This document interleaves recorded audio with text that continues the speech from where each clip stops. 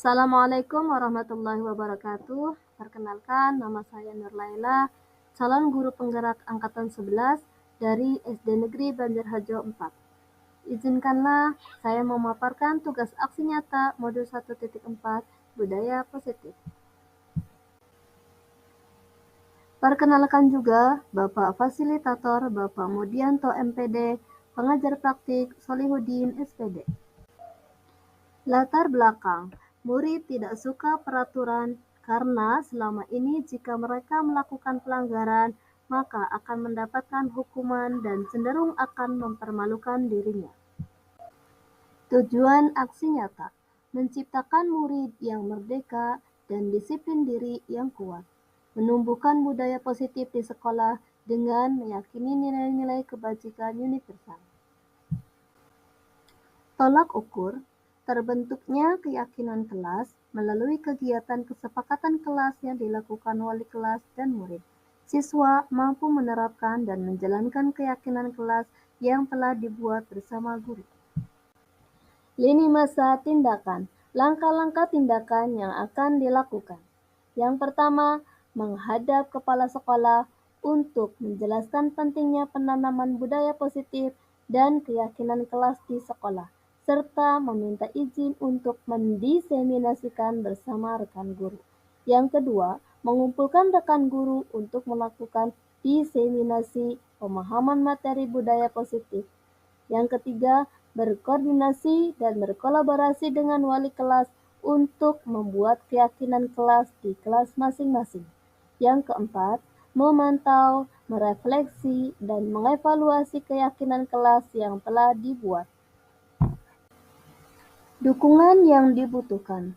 Dukungan dari kepala sekolah, rekan guru, serta murid agar tindakan yang telah disusun dapat dilakukan secara lancar dan menyeluruh. Sarana dan prasarana untuk menumbuhkan budaya positif di sekolah. Orang tua dalam melakukan budaya positif di rumah. Berikut ini merupakan kegiatan diseminasi di sekolah mengenai pemahaman budaya positif. Selamat menyaksikan. Assalamualaikum warahmatullahi wabarakatuh. Yang terhormat Bapak Kepala SD Negeri Banjarharjo 4 dan rekan-rekan guru semuanya yang telah menghadiri kegiatan acara diseminasi, Ibu Nur Laila, Guru SD Negeri Banjarharjo 4, calon guru penggerak angkatan 11 Kabupaten Brebes. Untuk kegiatan yang pertama, marilah kita buka dengan berdoa terlebih dahulu ya. Marilah kita menundukkan kepala, kita berdoa sesuai dengan kepercayaan masing-masing. Berdoa disilakan.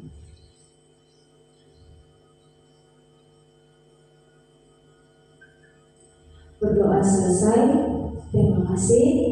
Kemudian acara yang berikutnya yaitu menyanyikan lagu Indonesia Raya. Bapak Ibu dimohon untuk berdiri terlebih dahulu.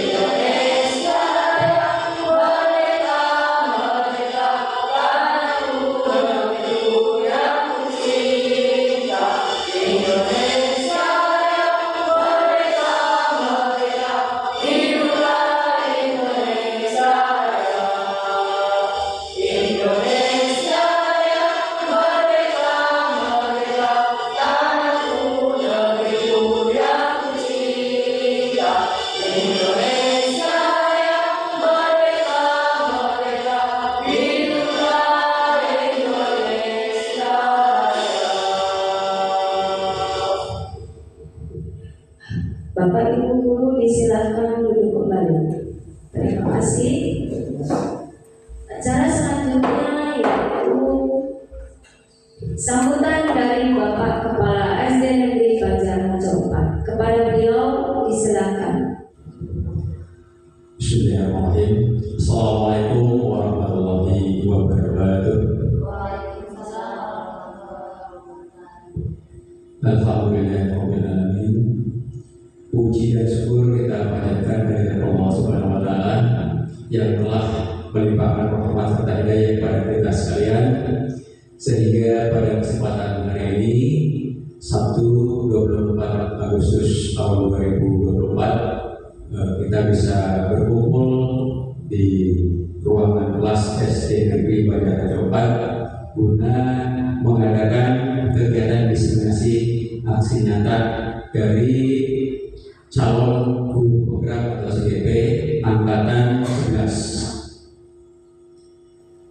Salawat serta salam semoga selalu tercurah limpahkan kepada Nabi Allah Muhammad SAW, kepada keluarga, para sahabat, dan mudah-mudahan bisa mengalir kepada kita semua. Amin ya rabbal alamin.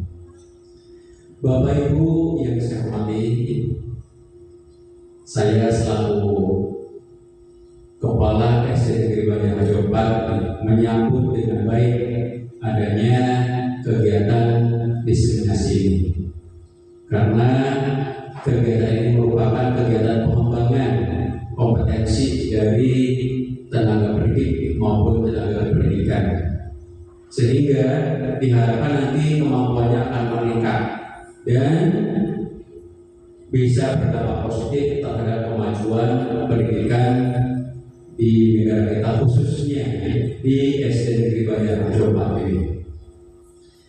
Bapak Ibu yang saya hormati, saya ucapkan terima kasih atas kehadiran Bapak serta Ibu dalam acara diseminasi ini, dan saya mohon maaf apabila dalam penataan tempat maupun persediaan yang lain itu kurang berkenan. Jadi inilah kemampuan dan keterbatasan kami di SD Banjar Raja 4 ini. Namun yang lebih penting adalah dalam diseminasi ini kita semua itu berusaha untuk meningkatkan kemampuan tenaga pendidik maupun pendidik supaya di SD Negeri Banjar Raja 4 ini memiliki kemampuan yang meningkat, terutama bagi para guru, sehingga kemajuan di SD Negeri Banjar Raja 4 ini bisa lebih ditingkatkan. Semoga dalam acara ini nanti bisa berjalan dengan lancar tanpa suatu apapun. Apa yang dikehendaki itu bisa tercapai, maksudnya mencapai hasil yang memuaskan. Itu saja yang dapat saya sampaikan. Sekali lagi saya sangat mendukung dalam acara kegiatan ini. Saya ini Biar Taufiq Hidayah. Assalamualaikum warahmatullahi wabarakatuh. Waalaikumsalam warahmatullahi wabarakatuh. Terima kasih saya ucapkan kepada Bapak Walan selaku Kepala SD Negeri Banjar Raja 4. Acara berikutnya adalah yaitu pemaparan diseminasi budaya positif oleh calon guru penggerak yaitu Ibu Nur Laila. Kepada beliau disilakan.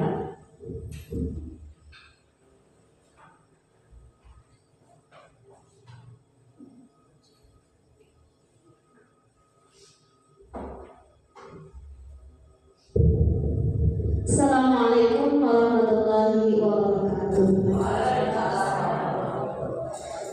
Bismillahirrahmanirrahim. Wassalatu wassalamu ala rasulillah wa ala alihi wa ashabihi ajma'in. Amma ba'du. Kepada yang terhormat Bapak Kepala Sekolah SD Negeri Banjar Raja 4, Bapak Walan SPD. Kepada yang saya hormati Bapak Ibu guru SD Negeri Banjar Raja 4. Pertama-tama marilah kita panjatkan puja dan bersyukur kita kepada Allah Subhanahu wa Ta'ala, yang mana alhamdulillah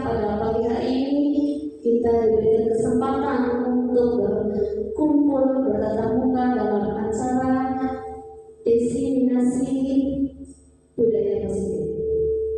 Salawat serta salam semoga tercurah limpahkan kepada junjungan kita Nabi besar Nabi Muhammad Sallallahu Alaihi Wasallam, kepada keluarganya, sahabatnya, tabi'inya, dan semoga kepada kita semua selalu umatnya. Amin. Baiklah Bapak Ibu, sebelum saya menyampaikan diseminasi ini, saya mengucapkan banyak terima kasih atas kehadiran Bapak Ibu semuanya yang telah meluangkan waktunya untuk menghadiri seminar ini.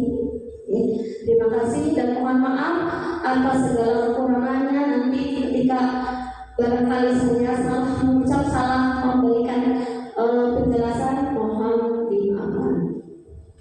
Baiklah, langsung saja pada diseminasi kali ini saya akan memaparkan tentang budaya positif. Ya, konsep inti budaya positif ini ada 8 konsep. Ya. Yang pertama adalah motivasi perilaku manusia, perubahan paradigma belajar, keyakinan kelas, disiplin positif, posisi kontrol guru, kebutuhan dasar manusia, nilai-nilai kebajikan, serta segitiga restitusi.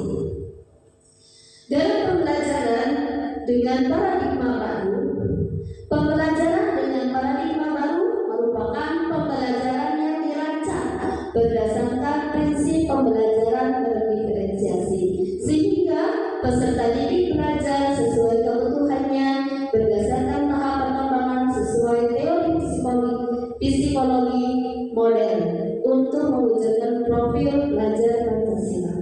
Di antara dimensi belajar profil Pancasila yaitu yang pertama adalah beriman, bertakwa kepada Tuhan Yang Maha Esa, dan berakhlak mulia. Yang kedua, kebinekaan global.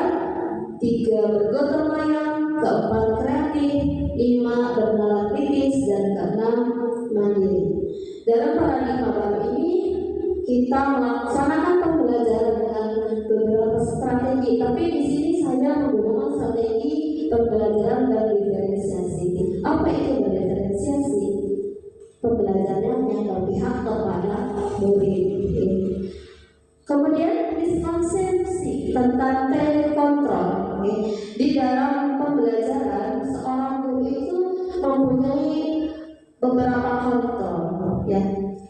Namun di sini ada ilusi seorang guru menghormati murid. Ilusi guru mengontrol murid. Ini adalah anggapan yang salah, ya. Karena kontrol itu berada pada diri masing-masing, tidak bisa kita dikontrol oleh orang lain. Ya. Sama seperti murid juga tidak bisa dikontrol oleh gurunya.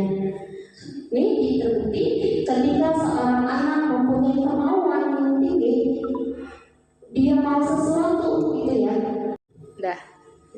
Baik, selanjutnya itu adalah ilusi bahwa semua penguatan positif, efektif, dan bermanfaat. Itu ilusi, ya, hanya ilusi, ya. Tadi berarti tidak semuanya penguatan positif itu bisa bermanfaat. Kadang ada anak yang disuruh untuk melakukan kebaikan, dia kadang menantang, gitu ya, tidak langsung mengikuti kemauannya. Padahal itu kan perintah baik, bahkan itu adalah penguatan positif, ya. Tapi bagaimana kita memberikan penguatan tersebut, cara-caranya nanti kita akan jelaskan di sini. Selanjutnya ada ilusi bahwa kritik dan membuat merasa bersalah mampu menguatkan karakter. Ini hanya ilusi, ya.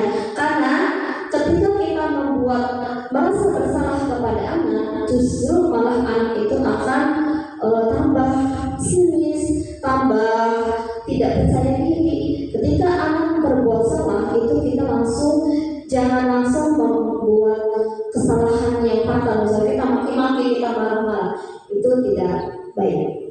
Selanjutnya ada ilusi bahwa seorang dewasa berhak memaksa. Baik orang tua maupun guru tidak boleh atau tidak bisa memaksa kehendak anak, ya. Itu hanya ilusi. Selanjutnya Disiplin positif. Tadi dari inti kontrol yang kedua adalah disiplin positif. Ya. Disiplin berasal dari kata disiplina yang artinya belajar. Disiplin mengacu pada disiplin diri yang memiliki tanggung jawab terhadap apa yang dilakukannya berdasarkan nilai-nilai yang diyakininya. Disiplin positif merupakan salah satu cara penerapan disiplin yang bertujuan untuk menumbuhkan kesadaran serta memberdayakan peserta didik tanpa imbalan penghargaan atau reward atau ancaman hukuman. Yang dimaksud disiplin di sini berarti disiplin itu harus muncul dalam diri anak tersebut. Kalau masih memerlukan imbalan, kalau masih memerlukan penguatan dari orang lain, itu masih bukan yang dinamakan disiplin. Kenapa? Karena ketika kita melihat anak itu melakukan pelanggaran, terus kita menegur, jangan buang sampah sembarangan, dia menuruti ketika itu. Tapi ketika tidak dilihat oleh gurunya, dia tidak melakukan pekerjaan itu berarti bukan disiplin, masih terpantau oleh orang lain, masih mengharapkan imbalan, itu berarti bukan disiplin. Sebagai pendidik, tujuan kita adalah menciptakan peserta didik yang memiliki disiplin diri, sehingga mereka berperilaku mengacu kepada nilai-nilai kebajikan universal dan memiliki motivasi intrinsik dalam perubahan perilaku ke arah yang lebih baik. Jadi tujuan kita seorang guru ataupun orang tua di rumah untuk menciptakan disiplin anak itu kita supaya bisa mewujudkan anak mempunyai hati untuk menerapkan sikap disiplin itu dari dalam dirinya. Ya. Jadi kalau sudah tertanam dalam dirinya, mereka dimanapun berada, tidak ada siapapun, dia akan melakukan hal yang positif tersebut karena sudah tertanam di dalam dirinya. Selanjutnya, nilai-nilai kebajikan. Profil pelajar Pancasila. Profil pelajar Pancasila juga merupakan nilai-nilai kebajikan yang harus kita tumbuhkan pada anak didik kita, pada anak-anak kita. Ya. Di antara profil pelajar Pancasila yang harus kita tumbuhkan itu adalah beriman, bertakwa kepada Tuhan Yang Maha Esa, dan berakhlak mulia.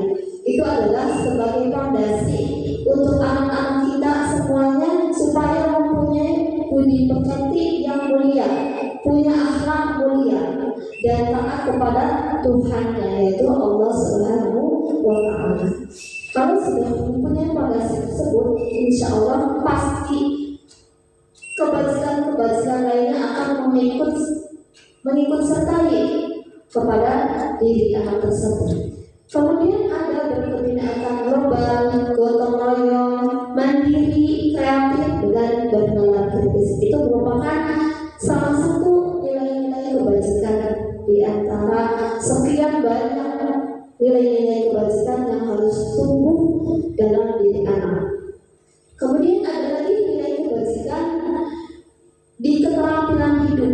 Di antaranya adalah dapat dipercaya, lurus hati, pendengar yang aktif, tidak merendahkan orang lain dan memperbolehkan orang, dan memperbaiki yang terbaik dari diri. Berarti meningkatkan kualitas diri supaya menjadi lebih baik lagi daripada yang sebelumnya. Selanjutnya adalah kebutuhan dasar manusia adalah segala sesuatu yang kita lakukan untuk mendapatkan apa yang kita inginkan. Seluruh tindakan yang kita lakukan memiliki tujuan tertentu. Yang kita lakukan memiliki tujuan tertentu, dan semua usaha terbaik yang kita lakukan adalah dalam rangka agar kebutuhan dasar kita terpenuhi dengan baik. Itu adalah sebuah kebutuhan dasar. Semua manusia mempunyai kebutuhan dasar. Ketika kebutuhan dasar tidak terpenuhi, maka akan terjadi hal-hal yang tidak diinginkan. Contoh seperti anak kita, murid kita, rewel, ya, dia bikin ulah, dia bikin kesel, gitu ya. Kita jangan langsung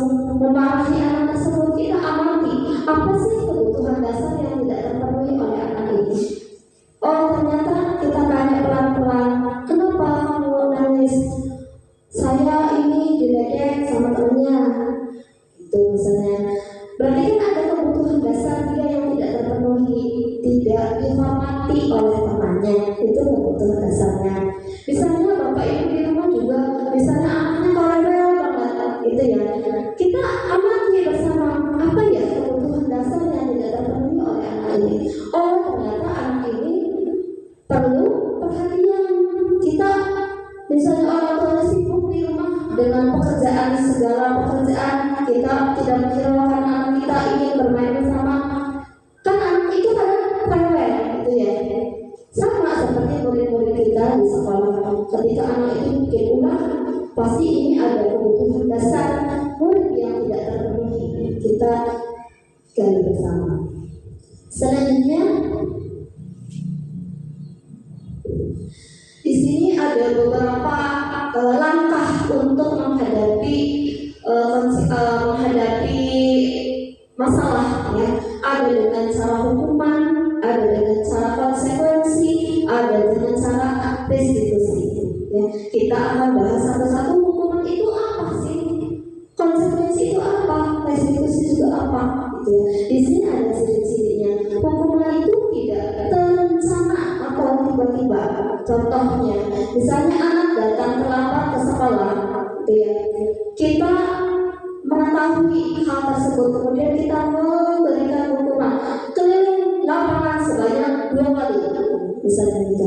Itu kan hukuman yang diberikan oleh guru. Anak itu tidak tahu, saya datang terlambat sekolah, nanti saya dihukum apa ya? Itu tidak tahu, ya. Kemudian murid tidak tahu atau tidak dilibatkan karena hukuman tersebut kita tidak konfirmasikan dulu kepada murid, kita tidak memberitahu dulu, jadi murid itu tidak tahu mau diberi apa hukumannya. Kemudian bersifat satu arah. Biasanya hukuman itu dilakukan oleh seorang guru saja, mencari hukuman keliling lapangan, itu kan berdasarkan gurunya.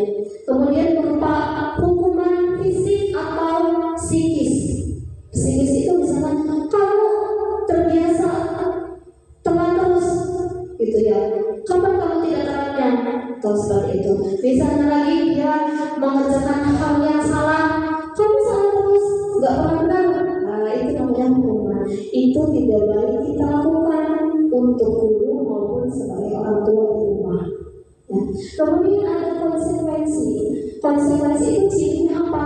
Terencana, disepakati sesuai peraturan. Kita bikin peraturan kelas, misalnya anak-anak supaya kelas kita itu nyaman, apa ya yang harus kita lakukan bersama? Kita membuat kesepakatan bersama. Kalau sudah kita sepakati bersama untuk menjalankannya enak, dan anak juga tahu konsekuensinya. Oh, kalau datang terlambat sekolah kita mau apa ya? Mau dikasih apa ya? Oh, suruh guru. Nah, itu kan merupakan suatu kesepakatan nih, kesepakatan bersama. Kemudian ada murid tetap dibuat tidak nyaman ketika diberikan konsekuensi, murid juga tetap merasa tidak nyaman. Misalnya kamu udah telat ya, berdiri di depan ya, nanti di depan sendirian. Otomatis kan anak itu tidak nyaman karena teman-temannya semuanya duduk ya. Mereka yang berdiri itu merasa dipantau semua teman-temannya dan dipantau oleh gurunya ya. Kemudian sikap guru selalu memonitor murid ya. Lainnya anak-anak tadi contoh anak yang terlambat tadi selalu dimonitor terus. Kemudian ada restitusi. Proses restitusi ini adalah menciptakan kondisi bagi murid untuk memperbaiki kesalahan. Nah, ini adalah proses atau langkah yang tepat untuk kita semua sebagai seorang guru atau bapak ibu ya. Ini adalah langkah yang tepat. Ketika ada masalah, kita tidak boleh langsung memarahi anak. Kita tidak boleh menyalahkan langsung anak ya.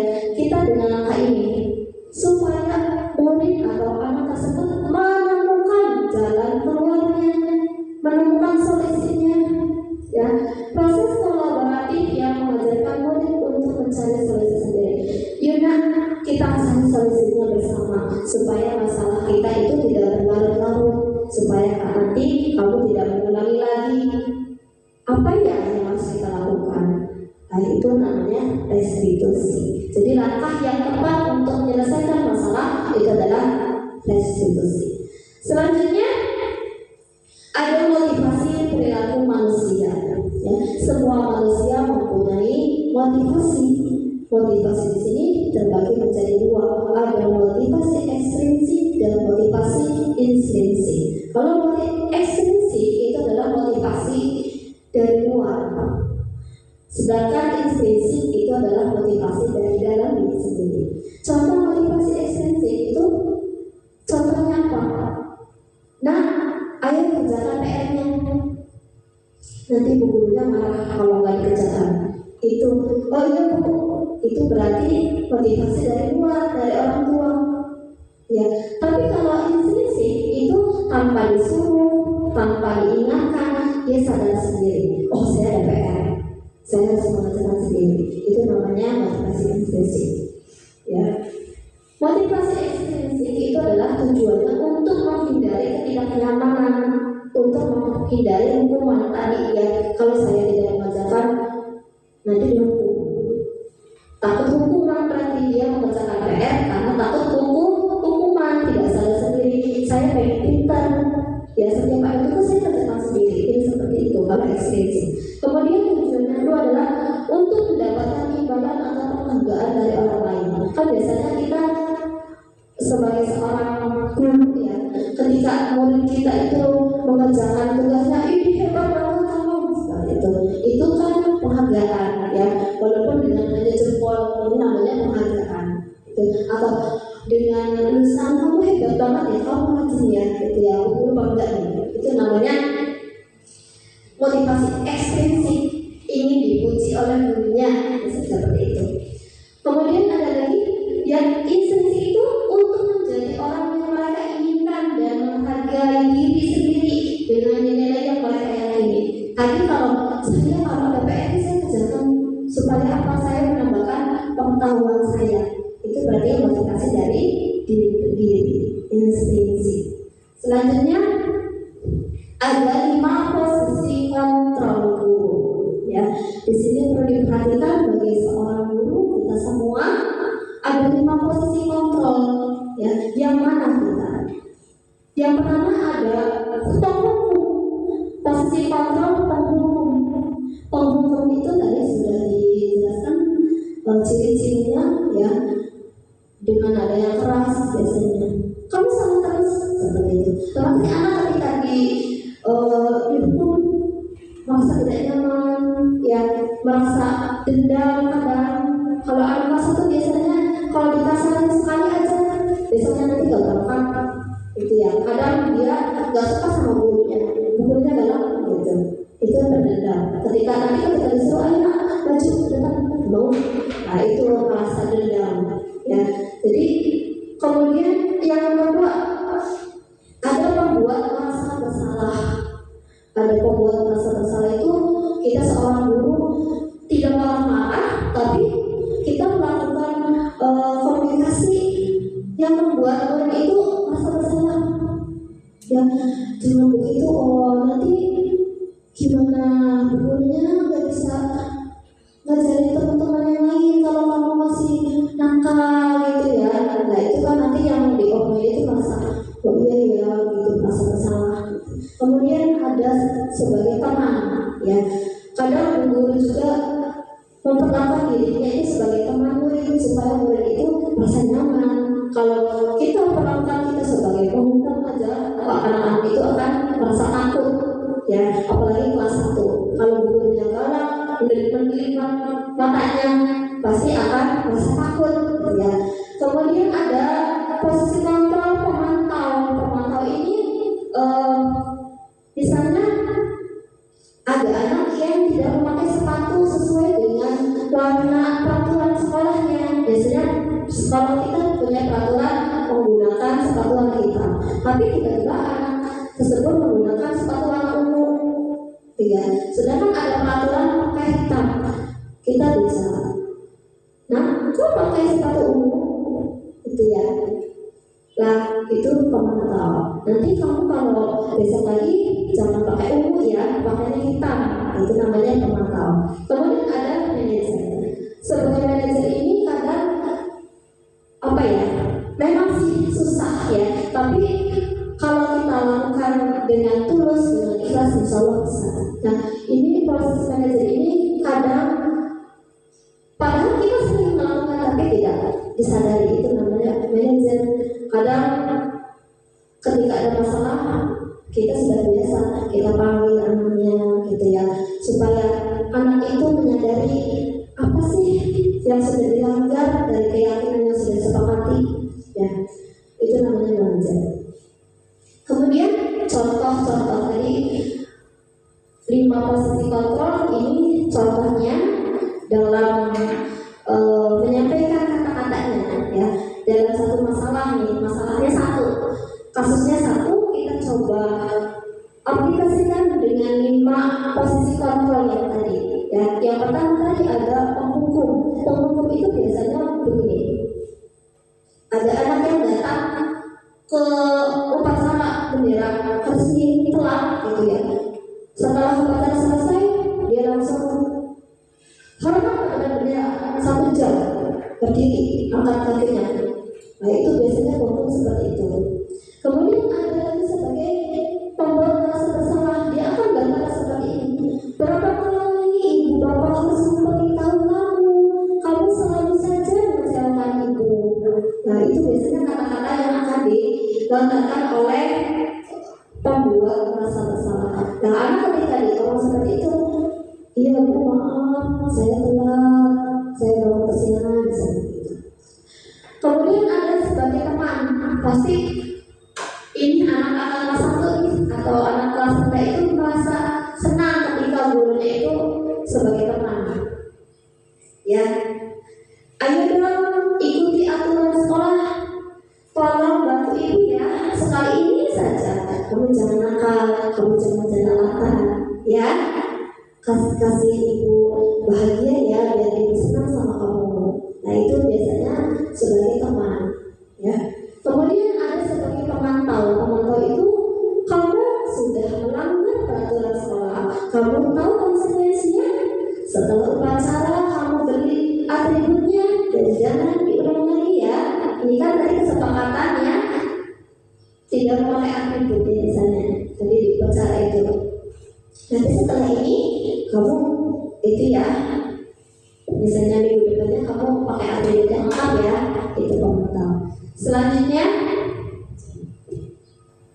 adalah manajer ya. Sebagai guru kontrol manajer itu akan berkata seperti ini, apakah kamu tahu kesalahanmu? Kira-kira bagaimana kamu memperbaiki kesalahanmu ya. Nanti anak itu berpikir sendiri, oh iya bu, saya telat bangunnya siang karena saya tidurnya terlalu malam. Terus bagaimana untuk memperbaiki kesalahanmu? Ya saya akan tidur lebih sore lagi, tidak akan terlalu malam supaya saya tidak terlambat lagi. Pasti anak itu akan sadar diri, akan ikhlas melakukan keyakinan kelas yang kan sudah kita bikin kesepakatan bersama. Selanjutnya adalah posisi kontrol, apakah aku? Nah, silakan Bapak Ibu cermati di sini ya. Nomor 1 nih, saya kecewa sekali dengan kamu. Apa ya? Membuat merasa bersalah, betul sekali ya. Saya kecewa sekali dengan kamu, itu adalah kata-kata guru sebagai pembuat merasa bersalah. Betul sekali, kita langsung jawab sekalian saja ya. Yang kedua, kamu tidak pernah benar melakukannya. Kamu tidak pernah benar melakukannya. Coba siapa barangkali ada yang mau menanggapi di masalah kedua ini?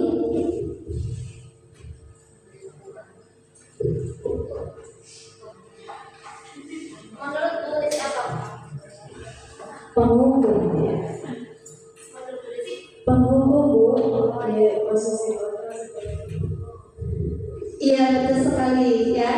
Kamu tidak pernah benar melakukannya, itu adalah posisi penghukum. Jadi anak itu merasa terpojokkan ya, dibilang seperti itu pasti merasa tidak nyaman, terus marah dalam hatinya gitu ya. Kemudian yang nomor 3 nih, siapa yang mau menanggapi? Apakah kamu tahu kesalahanmu? Kira-kira apa rencana kamu untuk memperbaikinya? Apakah kamu tahu kesalahanmu? Kira-kira apa rencana kamu untuk memperbaikinya? Ada yang mau menanggapi? Ini adalah posisi kontrol apa?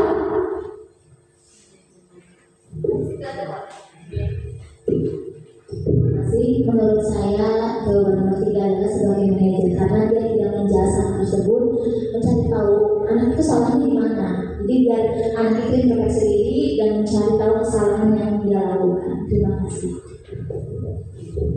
Betul sekali ya. Jadi tepuk tangan untuk kita semuanya. Dan apakah kamu tahu kesalahanmu? Ya, itu adalah posisi kontrol. Baik Bapak Ibu semuanya, untuk menambah semangat kita pada siang hari ini, saya akan melakukan speaking ini. Silakan nanti perhatikan, saya contohkan terlebih dahulu speakingnya. Ya, ini joget-joget sedikit nggak apa-apa ya. Ya, jadi seperti ini. Karena saya sebagai guru kelas 1 nih, speakingnya juga tambah-tambahan kelas 1 ya. Satu kan seperti ini nanti ya. 1 ditambah 1 sama dengan 2. 2 ditambah 2 sama dengan 4. 4 ditambah 4 sama dengan 8. Seperti itu ya. Tambah satu lagi nih. 8 ditambah 8-nya. 8 ditambah 8 sama dengan 12. Selanjutnya adalah keyakinan kelas ya. Mengapa keyakinan kelas? Mengapa bukan peraturan kelas? Ya, selanjutnya pembentukan keyakinan kelas. Kenapa keyakinan kelas bukan peraturan kelas? Ya, tadi kalau keyakinan kelas kita kan sudah bikin kesepakatan bersama. Dalam keyakinan kelas kita melibatkan semua warga kelas, terutama murid ya. Jadi tidak hanya satu arah saja, saya aja yang memberikan hukuman, nanti anak ini telah hukum apa. Tidak seperti itu. Kalau keyakinan kelas atau kesepakatan kelas, kita cari kesepakatan yang akan kita lakukan di kelas. Kesepakatan apa yang tidak boleh dilakukan di kelas. Jadi semua murid dilibatkan dalam mencari keyakinan kelas ya. Di sini keyakinan kelas itu ada bersifat abstrak, berupa pertanyaan universal, dibuat dalam pernyataan positif ya. Tidak boleh mengatakan jangan buang sampah sembarangan. Itu bukan keyakinan, itu peraturan ya.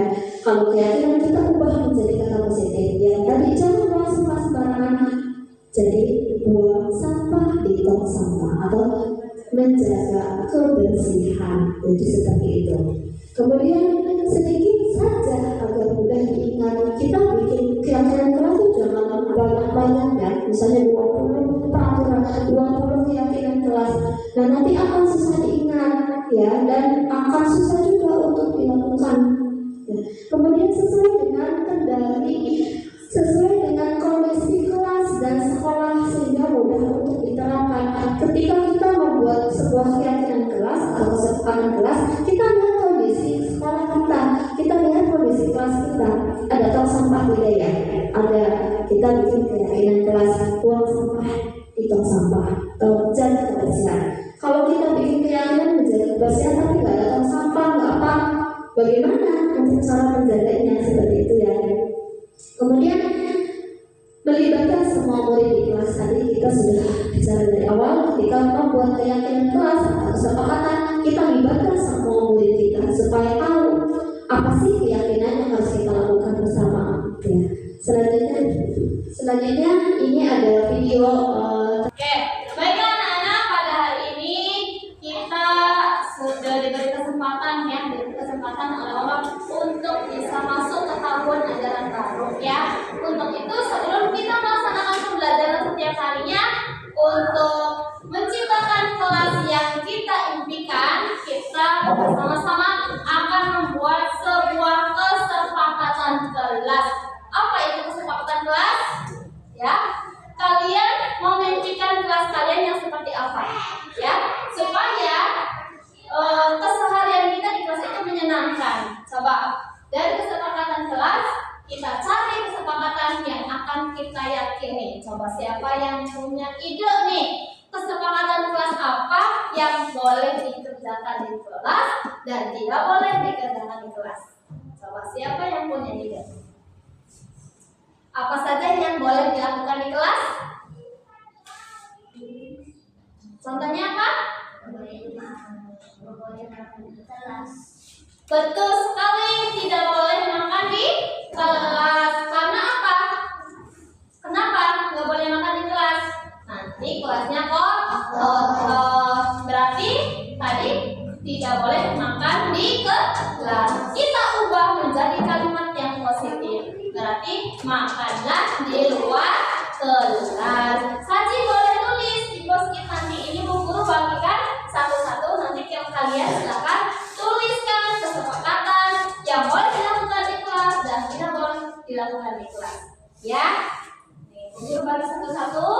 Silakan kalian cari kesepakatan apa ya yang boleh dilakukan di kelas dan tidak boleh dilakukan di kelas. Ditulis ya. Ditulis.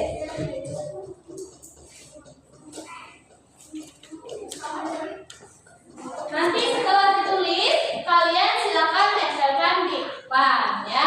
Kita akan baca bersama-sama.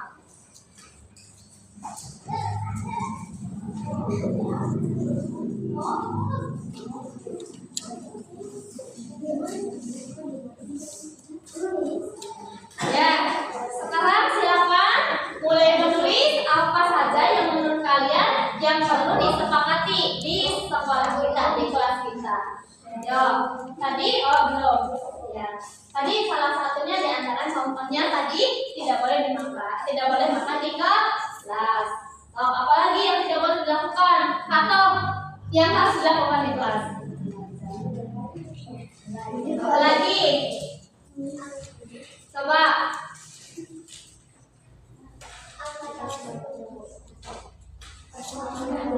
Apalagi? Tidur di kelas.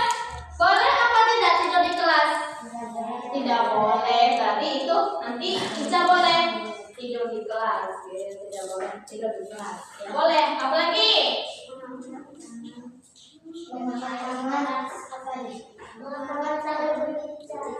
Oke, betul sekali. Mengangkat tangan ketika ingin berpendapat. Ya boleh ditulis. Silakan.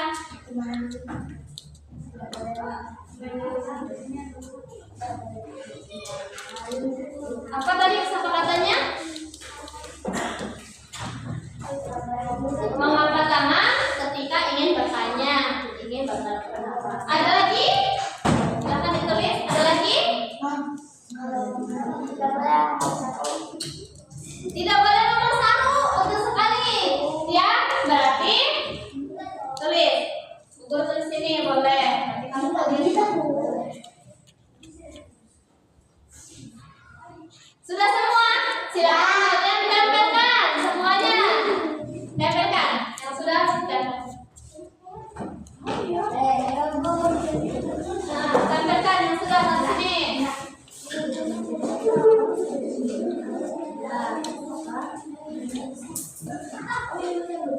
Ya, semuanya. Ini Pak. Oh, pulpennya nggak ada tidak. Bagus. Nih. Yang sudah.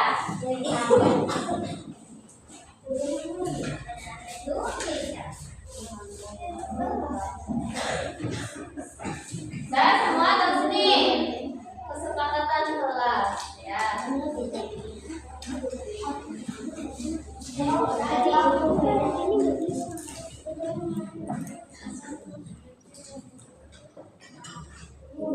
Ya, baiklah anak-anak, coba kita lihat kesepakatan yang sudah kalian tulis bersama-sama ya. Nanti kita bahas kesepakatan kelas ini akan kita yakini bersama-sama ya. Kita coba barangkali ada kata-kata yang kurang pas, nanti akan dijadikan kata-kata positif yang baik. Di sini yang pertama adalah tidak boleh tidur di kelas. Betul sekali. Berarti harus apa?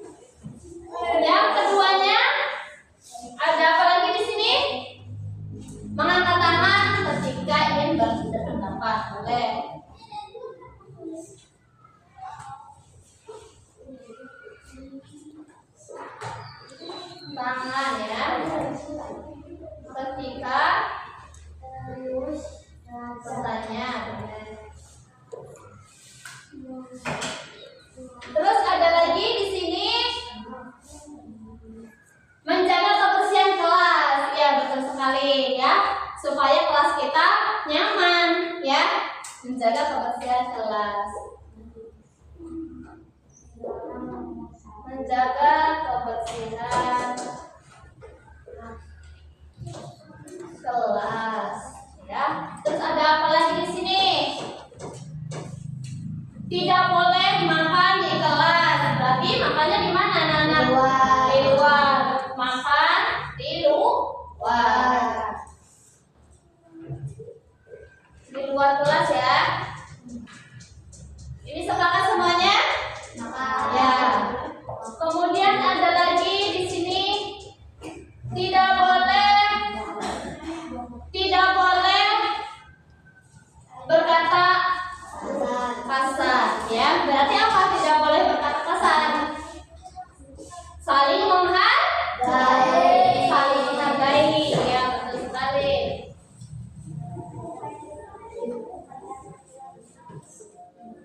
Menghargai. Terus ada lagi di sini tidak boleh buang sampah sembarangan. Tadi sudah sama ya sama teman kamu yang menjaga kebersihan. Ada lagi di sini jangan membantah orang yang sedang bicara. Itu berarti sudah sama tadi dengan saling menghargai, ya. Terus di sini lagi ada lagi tidak boleh berkata jorok, ya. Ini sama juga dengan saling menghargai. Ada lagi apa ya? Tidak boleh membuang sampah sembarangan. Sama tadi menjaga kebersihan kelas. Baik anak-anak, kita sudah peroleh nih kesepakatan kelas kita. Bu guru baca yang pertama. Serius belajar. Sepakat? Berarti tidak boleh tidur, ya. Yang kedua, mengangkat tangan ketika bertanya. Kalau bertanya angkat tangannya dulu, ya. Ketiga, menjaga kebersihan kelas, ya. Keempat, makan di luar kelas. Kelima, saling menghargai. Ini sebenarnya sama ya? Apa nggak makan di luar kelas sama menjaga kebersihan kelas? Sama ya? Boleh nanti kita pikirkan kembali sama ya. Baik anak-anak, ini kesepakatan kelas kita. Kalian bersepakat apa tidak? Semuanya sepakat? Kalau sepakat, Bu Guru minta tanda tangan. Silakan nanti kalian tanda tangan satu-satu di bawah situs ya, di bawah papan tulis ya. Silakan, nanti akan Bu Guru cetak pun dengan tanda tangannya. Coba dari Bismillah. Ini bukti bahwa kalian menyepakati kesepakatan kelas. Ya, ini di bawah sini saja, di sini.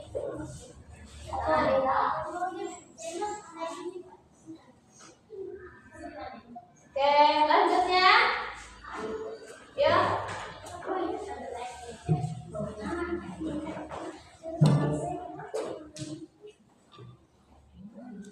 Ya, lanjutnya.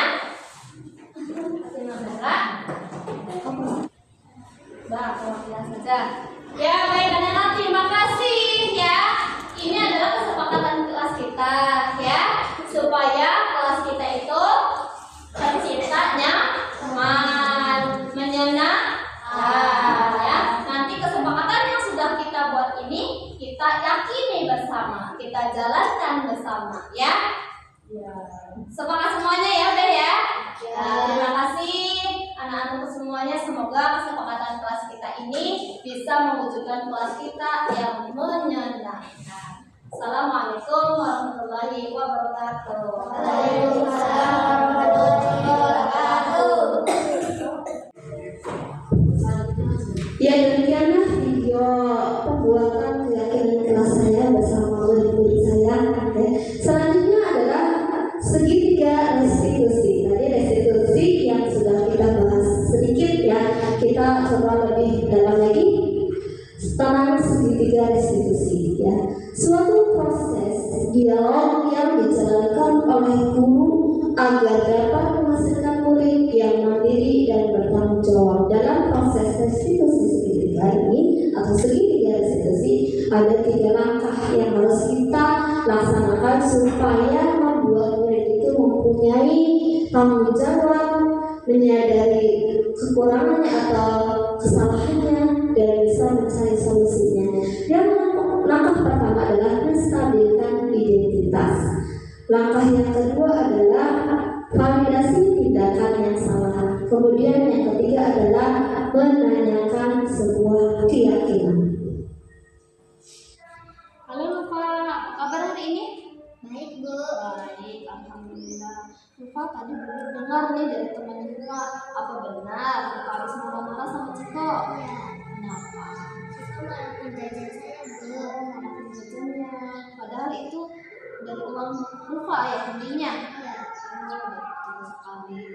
Begitu juga kalau dipalakin lewat ya, sebel ya, kesel juga ya. Tapi tadi Lufa ngelakuin apa sama Alta?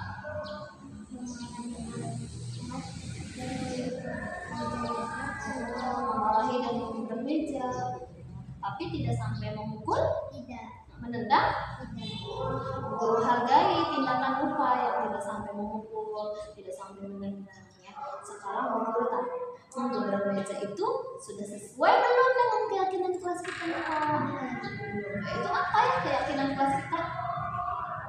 Saling menghormati teman. Betul sekali, saling menghormati teman ya. Jadi mundur bermeja itu adalah perbuatan yang sudah melanggar keyakinan kelas, yaitu saling menghormati teman. Iya. Kemudian nih, keyakinan apa nih ya yang harus dilakukan jika sedang dibuat kesal sama teman kita? Akan lebih bersabar lagi dan melakukan kepada guru. Oh, betul sekali. Harus lebih sabar lagi ya untuk menahan emosi kita ya. Kemudian Nova betul sekali melaporkan kepada ibu guru supaya masalahnya cepat selesai. Kemudian nih ya, itu sudah bagus sekali nih yang akan dilakukan oleh Nova ya. Tetap semangat ya Nova ya. Jadi ketika ada masalah jangan dilakukan sendiri, jangan kita selesaikan sendiri ya, apalagi di sekolah. Kita harus mendatangi ibu dan bapak guru yang ada di kantor atau di kelasnya supaya tidak semakin besar masalahnya ya. Ya nanti lagi tidak diulangi ya untuk mengulangi itu ya. Harus lebih bersabar lagi ya. Bapak udah setuju untuk memperbaikinya? Sudah bersedia? Iya. Terima kasih Nova. Tetap semangat ya. Cukup, silakan Nova istirahat. Iya, sama-sama.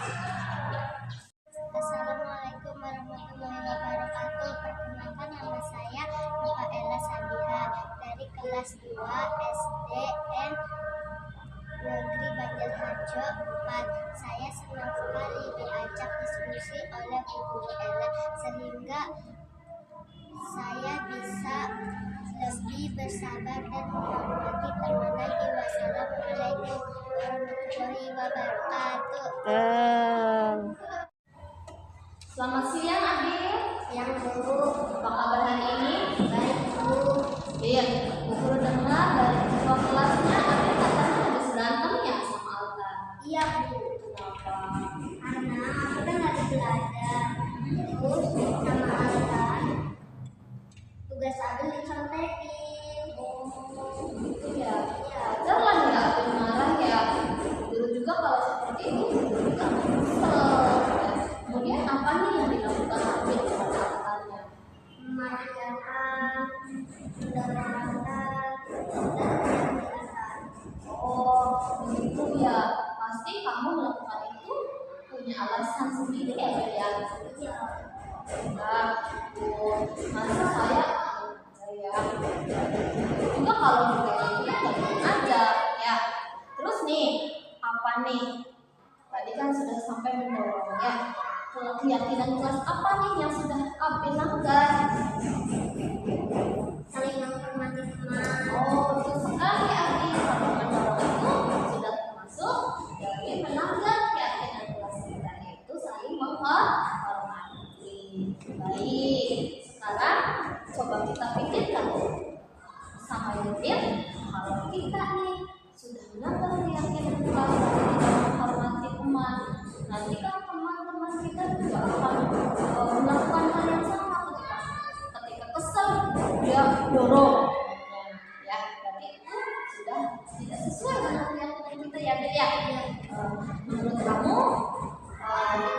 sikap saling menghormati itu penting apa tidak? Penting. Penting sekali. Baik, jadi nih keyakinan apa yang harus dilakukan oleh Abil ketika Abil itu kesal sama temannya? Kita harus bersabar. Oh, betul sekali, harus bersabar. Kemudian nih, bersedia tidak Abil untuk memperbaiki kesalahan itu? Bersedia. Ya, Balik ya. apa yang akan Abil lakukan nih ketika Abil itu mendapatkan hal yang sama seperti itu lagi? Kita harus bersabar. Oh, ya.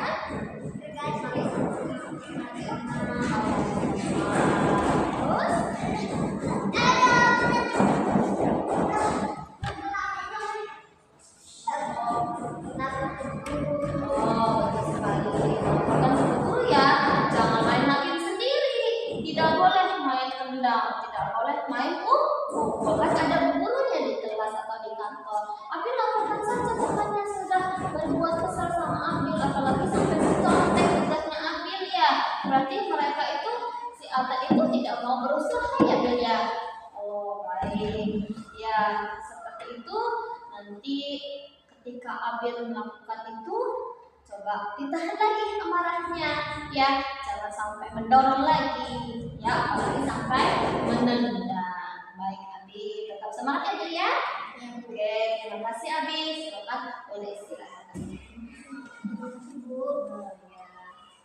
Assalamualaikum warahmatullahi wabarakatuh. Perkenalkan, nama saya Abla Bisana Sahrawi, kelas 2 dari SDN Negeri Medan Harjo 4. Saya senang sekali diajak diskusi sama Bu Ella, sehingga saya bisa lebih bersabar dan menghormati teman tadi. Assalamualaikum warahmatullahi wabarakatuh. Nah, tadi video sudah diputar. Kemudian kita bahas satu-satu. Menstabilkan identitas itu adalah berbuat salah itu wajar. Ya, sebagai guru yang menjalankan segitiga restitusi akan membuat pernyataan ketika anak itu membuat kesalahan, kita panggil berdua, kita akan menanyakan tentang keadaan yang sebenarnya yang terjadi itu apa. Kemudian anak itu mengutarakan yang tadi mengutarakan apa yang telah terjadi. Kemudian dari seorang guru, kemudian seorang guru memberikan pernyataan berbuat salah itu wajar. Tidak ada manusia yang sempurna. Guru juga pernah melakukan kesalahan, ya, tidak apa-apa. Ibu, bapak yang juga pernah melakukan itu. Mari kita cari solusinya bersama untuk memperbaiki masalahnya supaya masalahnya cepat selesai. Kita cari bersama masalah solusinya apa. Kemudian berdasarkan prinsip membuat kesalahan adalah bagian dari proses pembelajaran. Ketika anak itu membuat kesalahan kemudian mencari solusinya sendiri, itu merupakan sebuah pembelajaran yang sangat berharga untuk anak tersebut, ya. Selanjutnya, memvalidasi tindakan yang salah, ya. Setelah kita memberikan menstabilkan identitas, kita memvalidasi tindakan yang salah, ya. Kamu pasti punya alasan mengapa kamu melakukan itu, ya Naya. Kenapa kamu marah-marah sama temannya? Tadi kan di video yang sudah ditayangkan, anak tersebut marah-marah kepada temannya. Ya, kita seorang guru menanyakan, pasti kamu punya alasannya, nah, kamu marah-marah seperti itu. Ya. Kamu patut bangga. Anak itu kan menjawab, iya Bu, masa saya dipalakin jajannya diam saja. Saya kan beli dari uang jajan saya, nanti jajannya saya kurang misalnya. Saya nanti minta kepada siapa, ibunya ada di rumah, gitu ya. Saya dipalakin jajannya terus, gitu ya. Terus ibu gurunya menanyakan lagi, kamu patut bangga karena kamu telah melindungi sesuatu yang penting buatmu, ya, harga diri, ya. Kalau dipalakin diem saja, padahal dia lapar, pengen jajan, tapi jajannya dimintain anak, diem aja. Itu berarti dia tidak bisa memegang sesuatu yang berharga itu tadi, ya.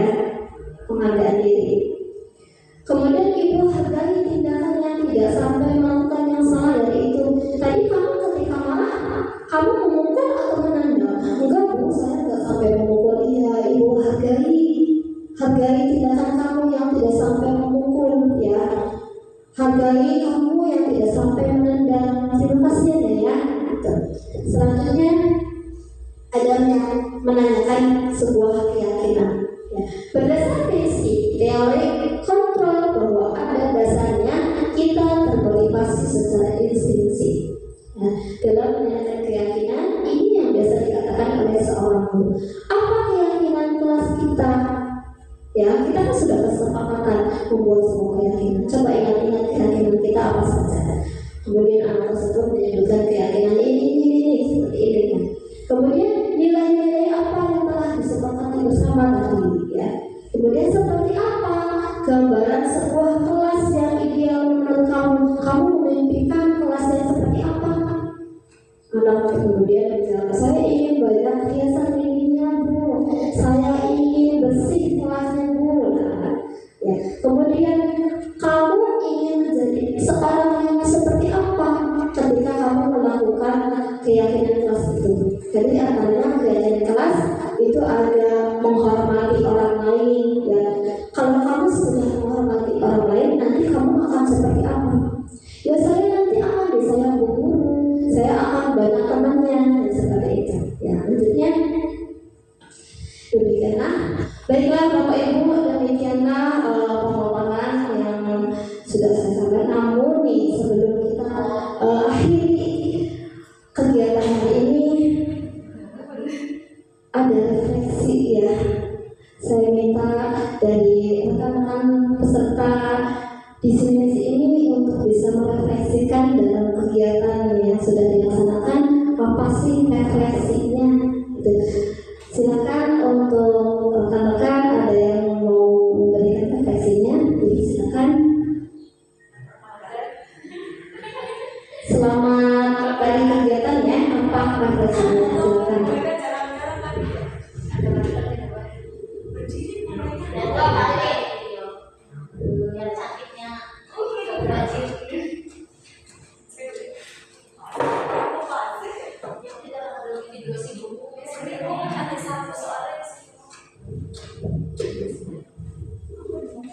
Ya, assalamualaikum warahmatullahi wabarakatuh.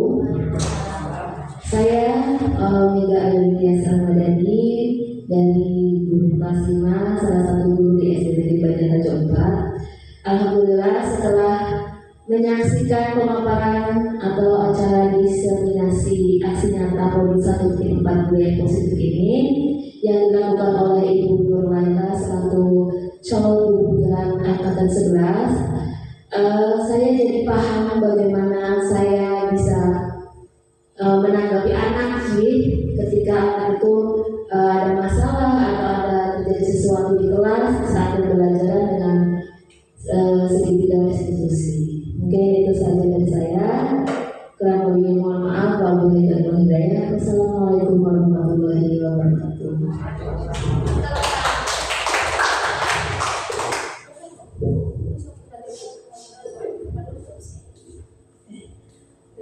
Terima kasih kepada Ibu Mega yang telah memberikan refleksinya. Bagus sekali ya. Jadi kesimpulannya dalam diseminasi ini supaya kita semua seorang guru maupun orang tua bisa menjadi control manager dalam menangani masalah-masalah yang kita alami. Ya, supaya usaha didik kita, supaya anak kita bisa mencari solusinya sendiri, bisa menyadari diri sendiri, dan bisa bertanggung jawab. Demikianlah pemaparan kali ini. Saya mohon maaf yang sebesar-besarnya, barangkali banyak kesalahan di sana sini, dan mengucapkan banyak terima kasih. Assalamualaikum warahmatullahi wabarakatuh.